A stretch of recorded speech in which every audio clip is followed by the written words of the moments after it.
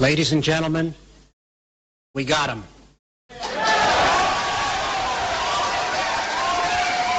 Down goes Kellyanne. Down goes Spicy. You're fired. Clean out your lockers. You're done. Go home.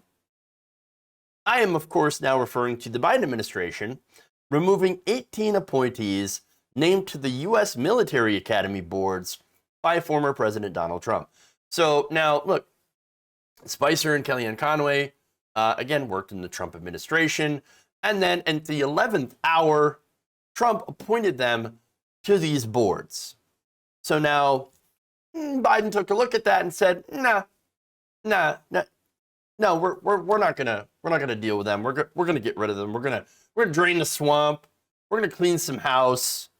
Kathy Russell, director of the White House Presidential Personnel Office, sent letters to 18 people named to the boards of visitors for the Air Force Academy, Military Academy, and Naval Academy, calling on them to resign by close of business on Wednesday or face termination. So that, of course, was yesterday. And so today, you're fired. Get out. You're done.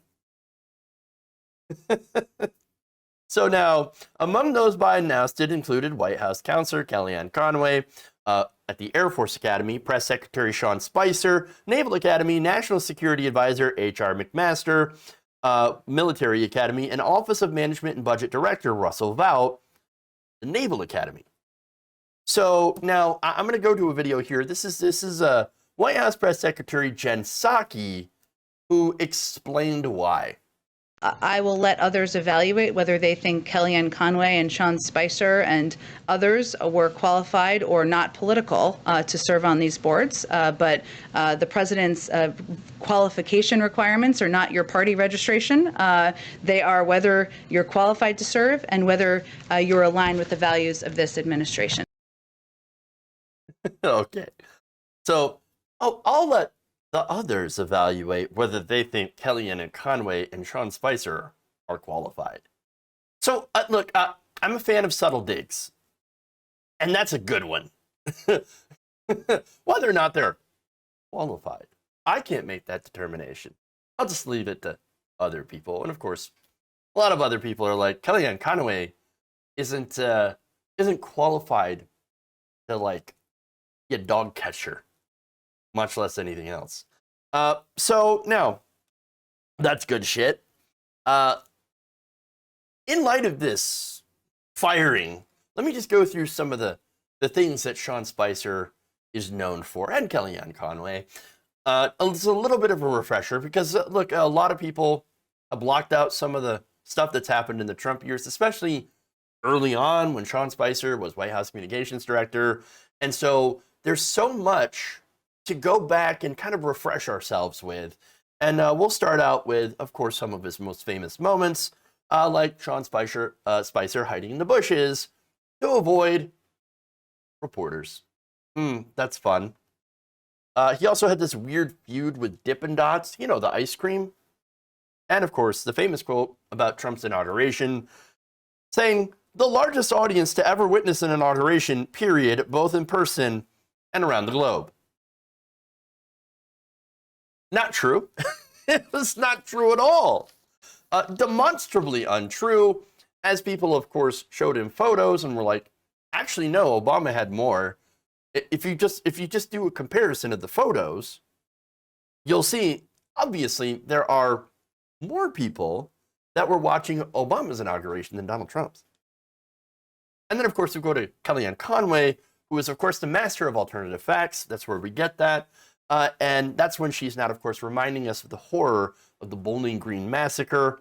Never forget Bowling Green. Which, of course, never happened. Not only that, but, like, she had the weird family drama, you know, with her husband, who's super, like, anti-Trump Republican, and then her daughter, like, the leftist, the TikToker, but then was, like, I don't know, openly feuding with her mom, and it's just a whole weird. There's so much weirdness. So now the response from Conway here is to be expected. And we also have a response from Sean Spicer. We'll get to that. But here's Kellyanne Conway putting up a rather lengthy statement. And I'm not going to go through the entire thing. I'm just going to add, go to the end here, and she says, I'm not resigning, but you should. Biden, you should resign. I shouldn't resign. You should. No, you.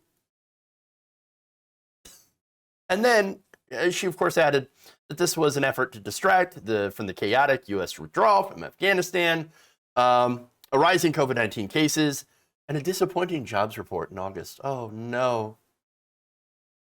Everything's a distraction. Oh, my God. A distraction. This is a person who served in an administration that had like 4 scandals a week, like 4 brand new scandals a week. That served to, of course, to distract from the previous week's scandals. So I guess you would know about distraction. Maybe a little bit. She's very good at distraction. Don't forget the weird bunny costume. Oh my God, I did, actually. Oof. All right. So, speaking of bunny costume, let's go to Sean Spicer again, who, of course, I often refer to as Spicy. And he just lived up to that name because I'm going to show you a video here of him in his Newsmax show, pretty much raging against this. Take a look. I'm announcing tonight for the first time that I will not be submitting my resignation, and I will be joining a lawsuit to fight this. The Biden administration came into office and immediately ordered a stand down and a review for all of the military academies for some unknown, still unknown reason. For almost a year, we've been unable to meet, and then we get this email today. You have to ask why. Why would they want zero oversight during a challenging period where the academies are dealing with COVID, they're navigating funding issues? I wonder why. Maybe it's because they want to inject liberal ideology like critical race theory into the curriculum, and they want to ensure there's no pushback and zero oversight. I haven't responded to Jen or reacted to her, but she crossed a line today. She chose to bring me into this. When you wear the uniform, you serve the commander-in-chief. We take an oath as officers to the Constitution, not to a party. Each of us chooses how we're going to serve this country. I won't ever question how anyone chooses to do that. I won't question how you choose to do that, Jen. But don't you dare ever minimize or question my service to this nation. You got it? These bodies have been free from politics and worked in a bipartisan way until today. This administration made them political. Okay. No, totally normal reaction. Yeah. Very calm, very subdued. Anybody else notice? It's a weird aside, but anybody else notice like the rest of his face when he's talking is completely still. It doesn't move. Like nothing. Like nothing else moved but his mouth. That's super weird. Like, are you all right, man? like what is this? All right. Anyway, so now look, he talks about his military service, right? And that's why I deserve to be on that board. You can't fire me from that board. I should be there. I served this country. So, wait, was he like boots on the ground? Was he a soldier? Was he fighting alongside the people in the military in Iraq and Afghanistan and all that stuff? No. Actually, turns out, no. He was a public affairs officer for the Navy. So it's a real job. In fact, according to the Navy website, public affairs officers are masters of communication, defending our fleet from misinformation and negative publicity. Working with mass communication specialists, it is the job of PAOs to help America's Navy shine in the spotlight of our nation, ensuring we always put our best selves forward. The responsibilities of a PAO involve the supervising and writing and delivery of press releases and reports, and provide information to news media and civic organizations, brief military personnel before they meet with the public and news media, schedule and conduct news conferences, oversee the content and production of radio and television programs, newspapers, magazines, and websites, advise the operational commander to shape vital decisions and communications with 3 main audiences: media, international Navy, and the public. manage the work of enlisted personnel, including writers, photographers, videographers, and graphic designers. So yeah, that's what he did when he was in the Navy. I worked right alongside many brave people as I filmed them going off and doing things, or as I watched the video that someone else had taken, as I read a script handed down from my commanders. Okay. Yes. Look, hey, that was his job. He served. Nothing wrong with that. But as Saki pointed out, and I agree with her on this, the qualification requirements are not about political party or anything like that. It's actually whether or not you are aligned with the values of the administration that you're supposed to serve. Sean Spicer and Kellyanne Conway are not. They're clearly not aligned with the values of the administration. In fact, Sean Spicer, as you might have noticed, runs a show on Newsmax. Newsmax regularly pushes the big lie that led to January 6th, the insurrection. Spicer, of course, lying himself, he has shown a willingness to say whatever Donald Trump told him to say, to lie. He said, I signed up to say anything Donald Trump told me to say. That's why I signed up. And this is what he told Jimmy Kimmel, quote, look, your job as press secretary is to represent, Jimmy Fallon, your job as press secretary is to represent the president's voice and to make sure that you are articulating what he believes, what his vision is on policy and on issues and on other areas that he wants to articulate. Whether or not you agree or not isn't your job. Now, look, what I've read about Sean Spicer is maybe he didn't agree with a lot of Trump positions, but it didn't matter because he was more than willing to sell his soul and lie on behalf of Donald Trump.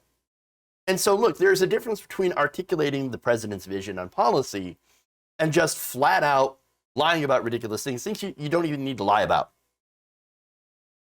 Like, for example, he went and spread Trump's lie in 2016 about 3 million fraudulent ballots. So now that's important because, again, that fed into the whole idea of, oh, the elections are rigged and the Democrats are stealing the votes and they're not counting the votes in the ballots and there's voter fraud everywhere, which again led into, the big lie and, of course, January 6th.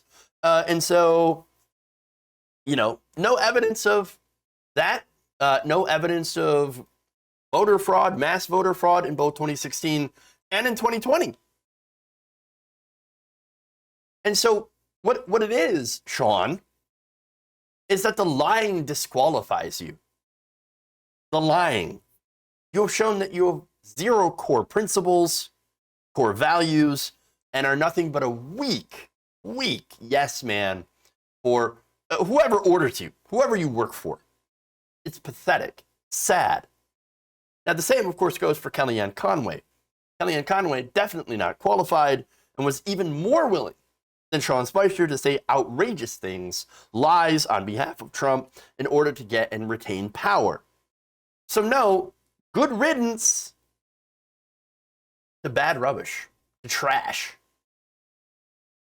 Ironically, Biden seems to be the one in this case to have drained the swamp. Weird how that works out.